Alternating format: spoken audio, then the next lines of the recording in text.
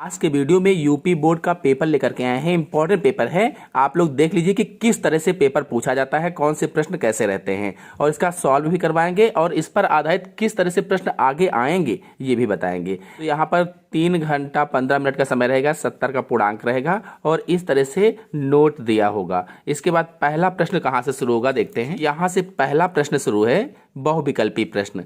सही विकल्प चुनकर अपनी उत्तर पुस्तिका में लिखिए।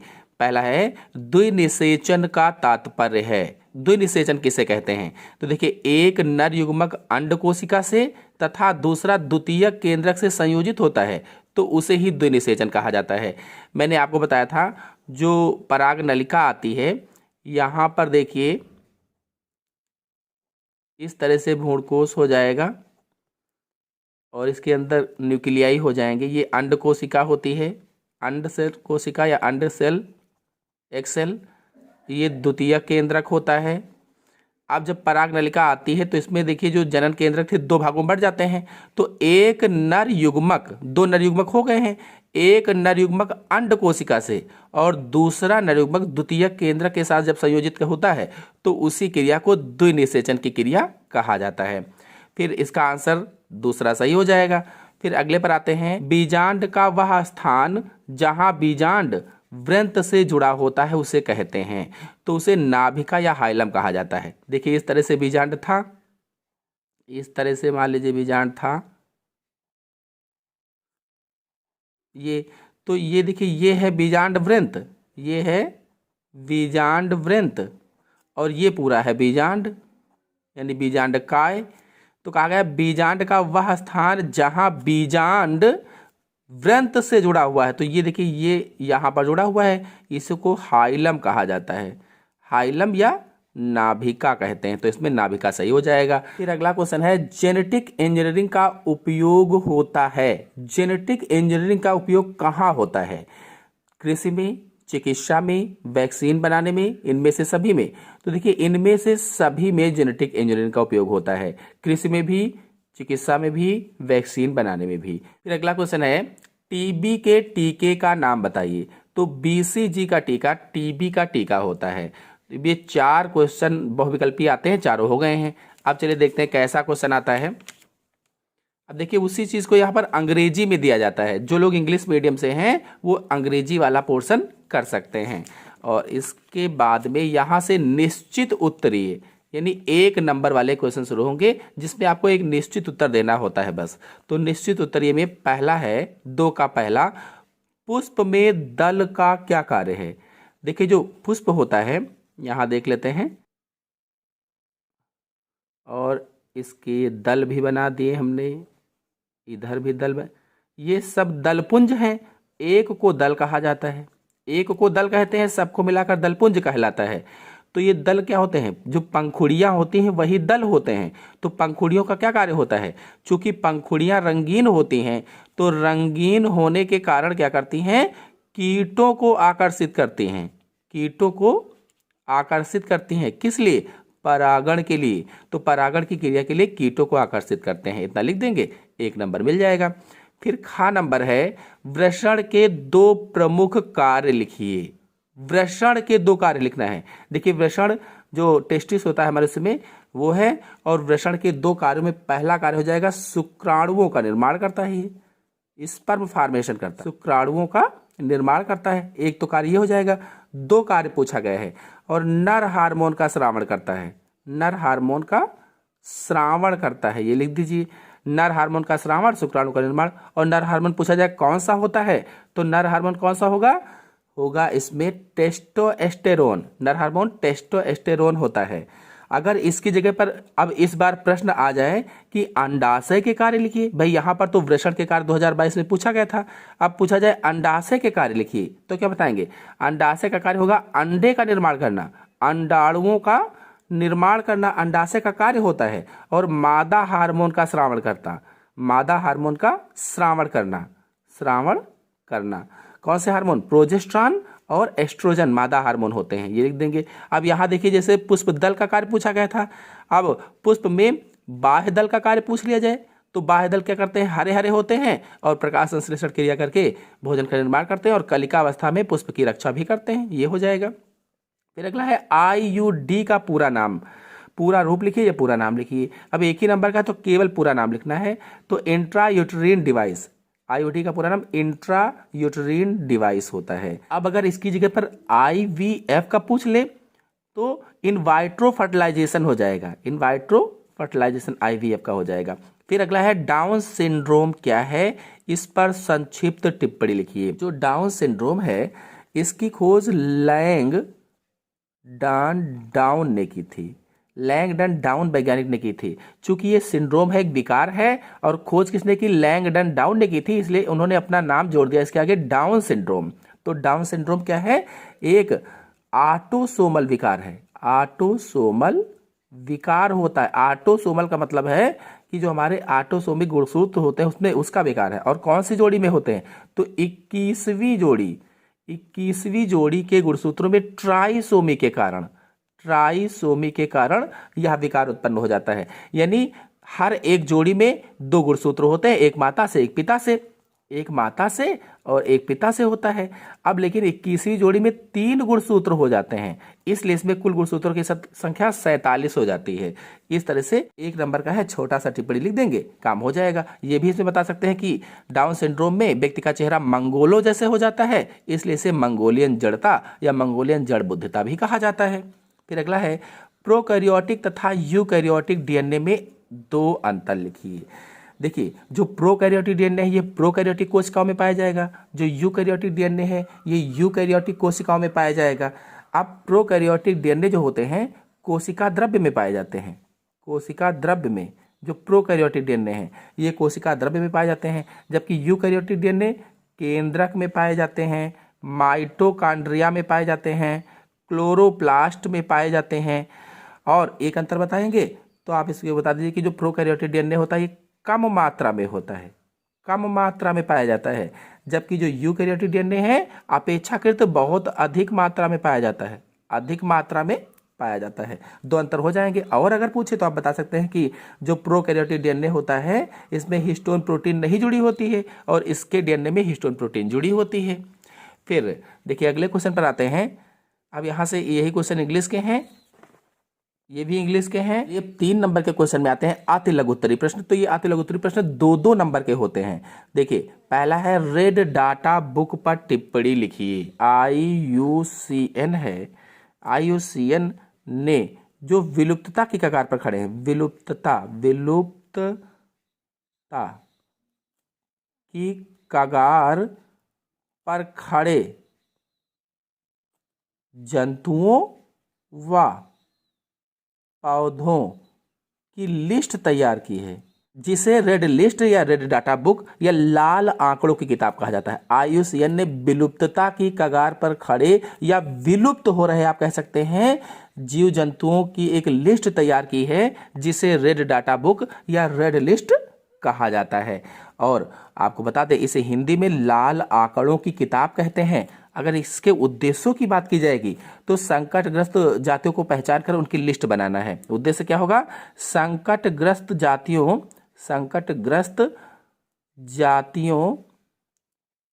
को पहचान कर उनकी लिस्ट बनाना, एक ये उद्देश्य हो जाएगा। दूसरा, संकटग्रस्त जीवों को बचाने के लिए संरक्षण प्रदान करना, संकटग्रस्त जीवों को बचाने के लिए संरक्षण प्रदान करना। तो इसके उद्देश्य लिख देंगे, 2-4 पॉइंट और लिख देंगे, बस 2 नंबर आपको प्राप्त हो जाएंगे। फिर अगला है मलेरिया रोग कैसे फैलता है, इसकी रोकथाम के उपाय बताइए। देखिए जो मलेरिया है ये एक कारक सूक्ष्म जीव संघ प्रोटोजोआ का होता है, प्लाज्मोडियम। इस कारक की वजह से होता है, लेकिन यहाँ फैलता पूछा गया है तो फैलता कैसे है, तो मादा एनाफिलीज मच्छर फैलाता है इसको। मलेरिया रोग मादा एनाफिलीज मच्छर फैलाता है। और जो ये कारक है प्लाज्मोडियम जंतु जो है जिसकी वजह से होता है, इसे मलेरिया परजीवी भी कहा जाता है। मलेरिया परजीवी, ये मादा एनाफिलीज जो मच्छर है इस मलेरिया परजीवी को फैलाता है। तो देखिए, अगर कोई मादा एनाफिलीज मच्छर है, उसके लार में उपस्थित है प्लाज्मोडियम, अगर किसी स्वस्थ व्यक्ति को काटता है तो उसको भी ये रोग हो जाता है। रोकथाम की बात की गई है, तो रोकथाम में आप डीडीटी का छिड़काव कर सकते हैं। डीडीटी का छिड़काव कीजिए, जिससे मच्छर मर जाएंगे। और अगर कहीं पानी भरा है तो उसमें मिट्टी का तेल डाल दीजिए। पानी भरा हुआ है तो मिट्टी का तेल डाल दीजिए। कीटनाशक का प्रयोग कीजिए, या फिर आप दवाएं कौन से ले सकते हैं, तो क्लोरोक्विन ले सकते हैं, प्राइमोक्विन ले सकते हैं। ये इसके इलाज के लिए दिया जाता है। फिर अगला है, पेय पदार्थ तथा डबल रोटी बनाने में सूक्ष्म जीव किस प्रकार हमारी मदद करते हैं। तो देखिए, सूक्ष्म जीवों के किण्वन के द्वारा पेय पदार्थ बनाए जाते हैं, और जो डबल रोटी है इसमें भी किण्वन के द्वारा ही बनाई जाती है। जैसे अब पेय पदार्थों की बात करें तो साइक्रोमाइसिस सेरेविसी से पेय पदार्थ कुछ बनाए जाते हैं, अल्कोहल वगैरह भी बनाए जाते हैं। डबल रोटी जैसे ईस्ट है, ईस्ट से डबल रोटी का निर्माण किया जाता है। कि तीसरे का घ नंबर होगा, पुनर्योगज डीएनए की क्या उपयोगिता है। देखिए, पुनर्योगज डीएनए है क्या, जब किन्हीं दो जीवों के डीएनए को मिलाकर एक तीसरा नया डीएनए, नए उत्पादन क्षमता वाला डीएनए बनाया जाता है, तो उसे ही पुनर्योगज डीएनए कहा जाता है। लेकिन इसकी यहाँ पर उपयोगिता पूछी गई है, तो उपयोगिता में आप बता सकते हैं पहला कि अधिक उत्पादन क्षमता, अधिक उत्पादन क्षमता वाली फसलों का विकास होगा। अधिक दूध देने वाले मवेशियों का, अधिक दूध देने वाले मवेशियों का विकास हुआ है इससे। और अधिक अंडे देने वाली मुर्गियों का विकास हुआ है। तो इस तरह से कई सारी उपयोगिता लिख देंगे। 2 नंबर का कम से कम 5 पॉइंट जरूर लिखेंगे। और फिर अगला है, बीटी कपास पर संक्षिप्त टिप्पणी लिखिए। देखिए, बीटी क्या है पहले ये जान लेते हैं। तो बीटी जो है ये बैसिलस थुरिनजिएसिस है। ये एक जीवाणु है जो मृदा में पाया जाता है, मृदा या मिट्टी में पाया जाता है। बीटी प्रोटीन के जीन को जीवाणु से अलग करके पादप कोशिकाओं में निवेशित किया जाता है। पादप सेल्स में निवेशित करके एक नई वैरायटी की फसल तैयार की जाती है, उसे ही बीटी कपास कहा जाता है। ऐसे ही बीटी मक्का बनाई जाती है, बीटी धान है, बहुत सारी फसलें बनाई गई हैं। तो ये कीटों के प्रति प्रतिरोधी होती हैं। जो बीटी फसलें होती हैं ये कीटों के लार्वा के प्रति प्रतिरोधी होती हैं। इस तरह से लिख देंगे। फिर देखिए, अगला है लघु उत्तरीय प्रश्न। अब देखिए, पहले यहाँ पर आप 3 नंबर का जो लोग इंग्लिश मीडियम से, इंग्लिश मीडियम वाला कर सकते हैं। अब इसके बाद में यहाँ से फिर लघु उत्तरीय प्रश्न शुरू हो जाएगा। 4 का है, एक आवृत बीजी पौधे का प्रारूपिक बीजांड की संरचना का सचित्र वर्णन कीजिए। इसको यहीं पर समझ लेते हैं। जैसे ये आवृत बीजी बीजांड आप बना दीजिए।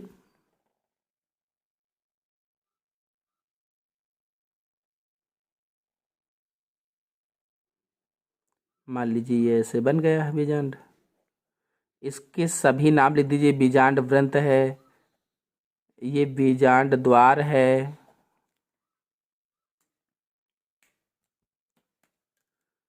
बीजांड द्वार हो जाएगा, यहाँ पर निभाग हो जाएगा या चलाजा कहा जाता है, यहाँ नाभिका हो जाएगी, ये भ्रूणकोश हो जाएगा, भ्रूणकोश के अंदर वो सभी न्यूक्लियाई हो जाएंगे। इस तरह से पूरा कोशिकीय सेल बना करके और फिर उसके बारे में डिटेल से समझा देंगे। तो मेरे चैनल में अपलोडेड है, आप लोग चाहें तो इसको डिटेल से समझ सकते हैं। फिर अगला है, पक्षियों तथा मधुमक्खियों में लिंग निर्धारण क्रिया को समझाइए। बहुत ही इंपॉर्टेंट क्वेश्चन था, देखिए, लेकिन आ चुका है 2022 में। इस बार मनुष्य में लिंग निर्धारण आएगा, मनुष्य में लिंग निर्धारण आएगा। बहुत ही इंपॉर्टेंट है मनुष्य में लिंग निर्धारण। तो देखिए, मनुष्य में क्या था, XY पुरुष, XX स्त्री थी, और फिर इसके गैमेट्स अलग अलग निकाल करके और फिर इसमें क्रॉस करवा दिया था। तो जहाँ जहाँ पर Y आया था वो पुत्र पैदा हुआ था, और जहाँ पर XX ही था वो पुत्रियाँ थीं। इस तरह से बना करके उसको समझा देंगे। फिर अगला है, प्रोटीन संश्लेषण में RNA का क्या योगदान है। प्रोटीन के संश्लेषण में RNA ट्रांसलेशन प्रक्रिया का वर्णन करना है।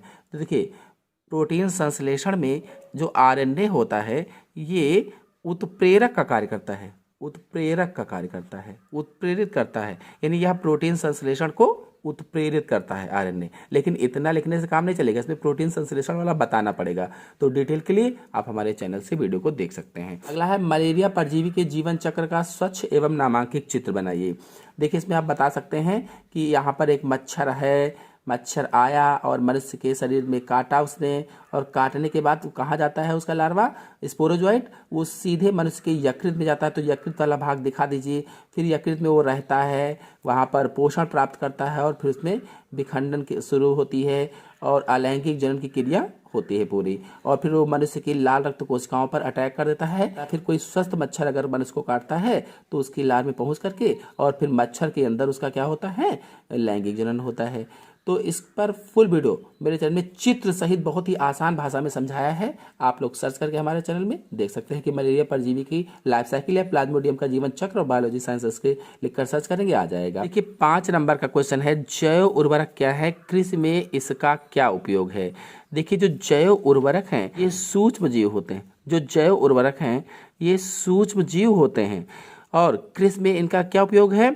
तो जो सूक्ष्म जीव जैसे नाइट्रोजन का फिक्सेशन करने वाले हैं, नाइट्रोमोनास है, राइजोबियम है, ये सब क्या करते हैं, वायुमंडल की नाइट्रोजन को मृदा में स्थिर करते हैं। वायुमंडल की नाइट्रोजन का मृदा में स्थिरीकरण करते हैं, नाइट्रोजन को मृदा में लाते हैं। तो इस तरह से इसके बारे में लिख देंगे डिटेल से। अगर आप इसके बारे में फुल वीडियो देखना चाहते हैं तो चैनल में भी जल्दी अपलोड किया है, आप लोग जाकर के देख सकते हैं। पूरा वीडियो उर्वरक क्या है, कृषि में इसका क्या महत्व है, समझाया गया है। फिर अगला है प्लाज्मिड वेक्टर पर टिप्पणी लिखिए। देखिए जो प्लाज्मिड वेक्टर है ये आनुवांशिक इंजीनियरिंग में उपयोग होता है। आनुवांशिक इंजीनियरिंग में इसका उपयोग किया जाता है और इसका प्रयोग मानव इंसुलिन बनाने में, मानव इंसुलिन निर्माण में किया जाता है। हिपेटाइटिस बी आदि के वैक्सीन बनाने में किया जाता है और यह कृत्रिम संवाहक एस्चेरेसिया कोलाई नामक जीवाणु से प्राप्त किया जाता है। कृत्रिम संवाहक एस्चेरेसिया कोलाई से। फिर अगला है जीन थेरेपी और एंजाइम थेरेपी को उदाहरण सहित स्पष्ट कीजिए। देखिए जीन थेरेपी में क्या होता है, अगर कोई मनुष्य है और उस मनुष्य में कोई एक जीन ऐसा विकार उत्पन्न कर रहा है, आनुवांशिक रोग पैदा कर रहा है, तो वो जो जीन है वो दोषपूर्ण जीन है, दोषपूर्ण जीन है। अब इसके इस मनुष्य के इस दोषपूर्ण जीन को हटाकर इसकी जगह पर नॉर्मल जीन को डालना ही क्या कहलाता है, जीन थेरेपी कहलाता है। ये व्यक्ति अच्छा हो जाएगा, नॉर्मल जीन डाल दिया जाएगा। अब एंजाइम थेरेपी में क्या होता है, एंजाइम थेरेपी में एंजाइम की कमी होने पर दी जाती है। जब शरीर में एंजाइम की कमी होती है तो एंजाइम थेरेपी की दी जाती है और एंजाइम थेरेपी बार बार देना पड़ता है, बार बार देना पड़ता है। जबकि जीन थेरेपी एक बार देने से जीवन भर काम करती है, लेकिन एंजाइम थेरेपी को बार बार देना पड़ता है। मतलब ये हुआ कि एंजाइम थेरेपी एक वैकल्पिक तरीका होता है, वैकल्पिक तरीका होता है एंजाइम थेरेपी, और जो कार्य को बहाल कर देती है। फिर अगला है कि इन्हीं 2 कीटभक्षी पौधों का वर्णन कीजिए। देखिए जो कीटभक्षी पौधों का वर्णन करना है तो आप इसमें बता सकते हैं ड्रॉसेरा डायोनिया, ये कीटभक्षी पौधे होते हैं और ये कीटों का भक्षण करते हैं। जहाँ पर नाइट्रोजन की कमी होती है उन स्थानों पर उगते हैं और कीटों को अपने पत्तियों से या किसी न किसी अंग से उठा करके उनका भक्षण करते हैं, तो उन्हें कीटभक्षी पौधे कहा जाता है। 5 नंबर क्वेश्चन हो जाएगा। फिर 6 नंबर क्वेश्चन में आएंगे, जैव विविधता की परिभाषा लिखिए, इसके संरक्षण की 2 विधियों का उल्लेख कीजिए। देखिए जीवों में पाए जाने वाली विभिन्न स्तरों पर विविधताएं जैव विविधता कहलाती है। जीवों में पाए जाने वाली विभिन्न स्तर की विविधताएं जो होती हैं, जो वेरिएशंस होती हैं, उसे ही जैव विविधता कहा जाता है। और इसके संरक्षण की 2 विधियां, तो एक स्वस्थानीय संरक्षण आप बता दीजिए, स्वस्थानीय संरक्षण, और एक परस्थानीय या बाह्य स्थानीय अब स्वास्थ्य जो संरक्षण है इसमें जहां पर पेड़ पौधा लगा हुआ है, जहां पर जीव है, वहीं पर उसको संरक्षण प्रदान किया जाता है, तो उसको स्वास्थ्य संरक्षण कहा जाता है। जबकि बाह्य स्थानीय संरक्षण में जहां पर वो जंतु है, जहां पर वो जीव रह रहे हैं, वहां से उठाकर उनको अलग संरक्षित किया जाता है, तो उसको बाह्य स्थानीय संरक्षण कहा जाता है। इस तरह से पूरा डिटेल आप हमारे चैनल से इसको देख सकते हैं। फिर अगला है डीएनए फिंगरप्रिंटिंग का वर्णन कीजिए। देखिए डीएनए फिंगरप्रिंटिंग में क्या किया जाता है कि किसी मानव के रक्त, बाल सवाल या उसका सैंपल से डीएनए को प्राप्त करके और मैचिंग की जाती है और अपराधियों को पकड़ा जाता है। इस पर फुल वीडियो मेरे चैनल में अपलोडेड है, डिस्क्रिप्शन में मैंने लिंक दे दिया है, आप लोग जाकर के इसको अच्छी तरह से समझ लीजिए और बहुत ही आसान भाषा में समझाया है, एक बार देखने से आपको समझ में आ जाएगा। फिर अगला है मानव स्वास्थ्य तथा रोग पर टिप्पणी लिखिए। मानव स्वास्थ्य और रोग, तो पहले स्वास्थ्य क्या है, जब मनुष्य मानसिक रूप से, शारीरिक रूप से हर तरह से स्वस्थ होता है तो स्वस्थ है, अगर हर तरह से स्वस्थ नहीं है तो वो रोगी है।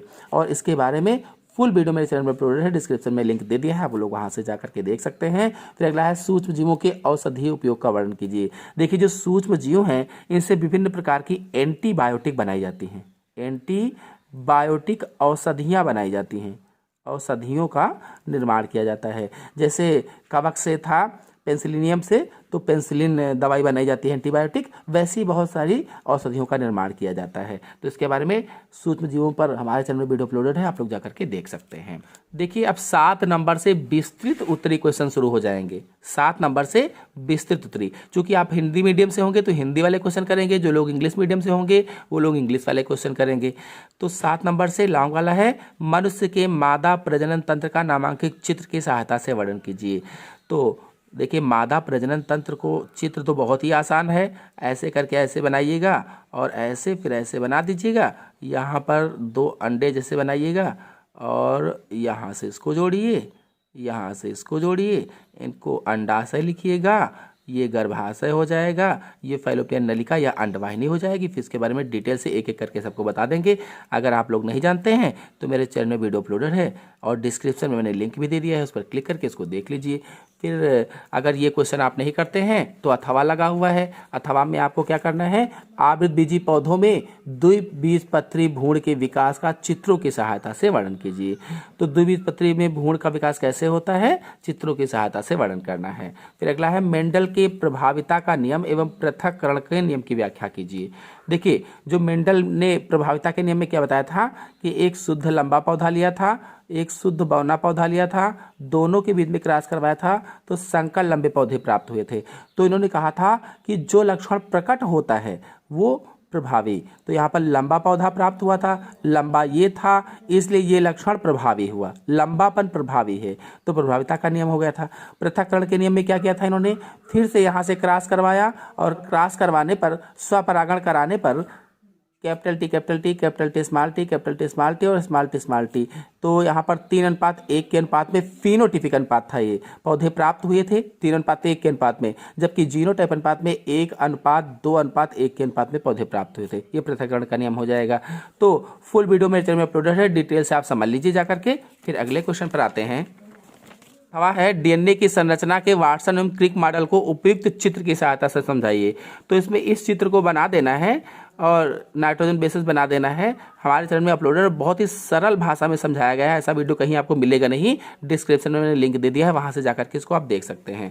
फिर 9 नंबर क्वेश्चन है, लास्ट नंबर, जनसंख्या विस्फोट एवं जन्म नियंत्रण पर निबंध लिखिए। अब यहाँ पर ये प्रश्न पहले पूछा जा चुका है, इसकी जगह पर परिवार नियोजन मोस्ट इंपॉर्टेंट हो गया है। परिवार नियोजन आ सकता है या फिर मनुष्य में निषेचन क्रिया आ सकती है, बहुत ही ज़्यादा इंपॉर्टेंट क्वेश्चन है। और बायोस्फीयर रिजर्व पर टिप्पणी लिखिए। तो बायोस्फीयर रिजर्व ये वाला था जो मैंने समझाया था, 3 यहाँ पर कोड थे, इनको समझा देंगे डिटेल से और हो जाएगा। जैव प्रौद्योगिकी नहीं आया था, जैव प्रौद्योगिकी क्या है, इसकी उपयोगिता का वर्णन कीजिए, बहुत ही ज़्यादा इंपॉर्टेंट है, ये भी क्वेश्चन पूछा जा सकता है, इसको तैयार कर लेंगे। आशा है आप सभी लोगों को वीडियो पसंद आया होगा, पसंद आया हो तो वीडियो को लाइक और शेयर कीजिए। चैनल पर नए हैं तो चैनल को सब्सक्राइब कर लीजिए। धन्यवाद।